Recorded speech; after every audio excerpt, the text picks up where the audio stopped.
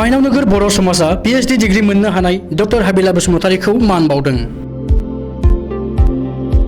चिरां जिल्लानि बिजनी नोगोरनि बेंखनाव माइनाव नोगोर बर' समाजा शिवानन्द बसुमतारीनि फिसाजो PhD डिग्री मोननो हानाय डक्टर हाबिला बसुमतारीखौ मान बिलाइजों मान बावदों। समबार खालि मोनाबिलि समाव माइनाव नोगोरनि दैदेनगिरिमोनहा गावसोरनि न'आवनो थांनानै मान बावदों।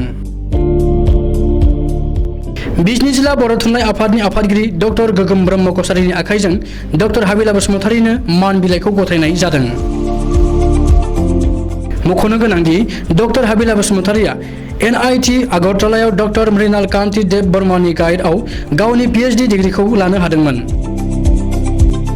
बे बिथिङाव डक्टर हाबिला बसुमतारीया गावनि गोजोननायखौ फोरमायनानै बुंदों दि गाव थाखोसेनिफ्रायनो बर' बिजोंजों फरायबोदोंमोन आरो बेखायनो बिगियान आयदाजों HS फरायनाय समाव एफा एनै खस्थ' मोनदोंमोनब्लाबो उननि समाव नाजाथाबनायनि गेजेरजों BTech आरो MTech डिग्रीखौ लानो हादोंमोन। डक्टर गोगोम ब्रह्म कछारीया गावनि बिबुंथियाव बुंथिदों दि डक्टर हाबिला बसुमतारीनि MTech डिग्रीखौ लाखांनाय लोगो लोगोनो PhD खालामनो हानाया माइनाव नोगोरनि अनगायैबो बिजनी आरो गासै आसामावनो गोसोखांथाव आरो बर' हारिनि थाखाय गोग्गाथाव जागोन। बे मान बावनाय हाबाफारियाव माइनाव नोगोर बर' समाजनि आफादगिरि लन्दराम बर', गाहाय नेहाथारि बैद्यनाथ बसुमतारी, लेङाइ आफादगिरि सदानन्द दैमारी, बिष्णुराम दैमारी, लोगो नेहाथारि रन्जित बर', उत्तम मोसाहारि, बोसोनगिरि दामराम औवारी, अरुण चन्द्र मोसाहारि मोनहा बाहागो लादोंमोन।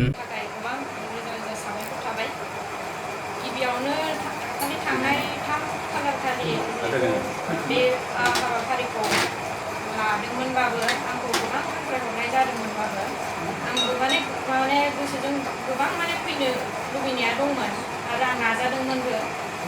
होमबाबो बे नाक भिजिट होननाय मोनसे बे आं दा जेराव मोनसे टेम्परारिलि हाबनानै दं तेजपुर इउनिभारसिटियाव एज ए गेस्ट फेकाल्टि बेयाव टेम्परारि इमप्लयि जानायलाय आरो डिउटियाबो एसे खारा इउनिभारसिटिनि पार्मानेन्ट इमप्लयिफोरखौनो रावखौबो होआ होननानै मोनसे मेल फैनायलाय आं फैनो हायाखै आरो नुजाफैनो हायासै।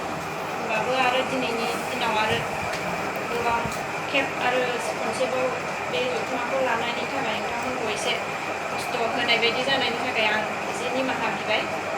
आरो थाङोबा आंनि बे स्ट्रागोलखौ दा सारानो बुंफोरना होखाजोब्बाय गासिबो जे सेल्फ इन्डिपेन्डेन्स सेल्फ टलारेन्स गासिबो थानांगोन होननानै। आंनि स्ट्रागोलआ बुंनो सानोबा PhD लाइफआव हाबनाया आं गोबाव समनिफ्रायनो साननानै थायाखैमोन जे PhD लागोन बा PhD खालामगोन बिदि होननानै। बाट लासैनो जि लामाजों आं थांगासिनो बेनो जाहैबाय सासे साक्सेसफुल प्रफेसार जाहैनायनि थाखाय आरोना कम्पिउटार साइन्स एन्ड इन्जिनियारिं होननाय मोनसे फिल्डआव इन्जिनियारिंनो। ओमफ्राय बेयाव सिगाङावथ' मास्टार डिग्री थाबानो एलिजिबल जायोमोन एप्लाइ खालामनो थाखाय प्रफेसार जानो थाखाय। दा खिन्थु सरकारनि गोबां नियम नितियानो लासै लासै सोलायबोगासिनो। दा PhD डिग्रीयानो मिनिमाम एलिजिबिलिटि जानायनि थाखाय दा गोबां स्टुडेन्टफोरानो बिदि जाबाय जे डिग्रीया आगोलाव मा जायोमोन साख्रियाव हाबखांनानैबाबो डिग्रीखौ लासै लासै लानो हायोमोन। हेलाबा एथबां इम्पेशेन्ट जायामोन आरो जोंबायदि यंग स्टुडेन्टसफोरा डिग्री लानो थाखाय डिग्रीखौ लासैबाबो लानो बिदि सानोमोन। खिन्थु दा ओरैबायदि जाहैबाय मिनिमाम एलिजिबिलिटियानो जाहैबाय PhDयानो जाबाय नालाय गोबां खम बैसोआवनो दाना मानसिफ्रा PhDयाव हाबनांगौ लागा जायो आरोना उपाय गैयिनि।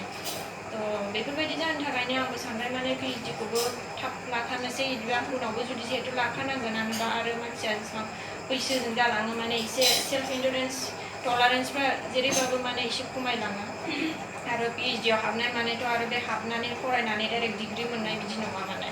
PhD लाइफआ एसे कमप्लिकेटेड जायो। नर्मेल बे जोंनि कलेजाव डिग्री बायदि नङा हाबबाय एग्जाम होबाय पास जाबाय ओंखारबाय बिदिबो नङा। गोबां पेरामिटार्स बिजों लोगो नांनानै थायो। आरो बिदियाव सासे गाइडनि आन्दारावसो खामानि मावनांगौ। गाइडआ गोसोबासो डिग्री हरनोसै होननानै बुंबासो होनो हागोन मोननो हागोन।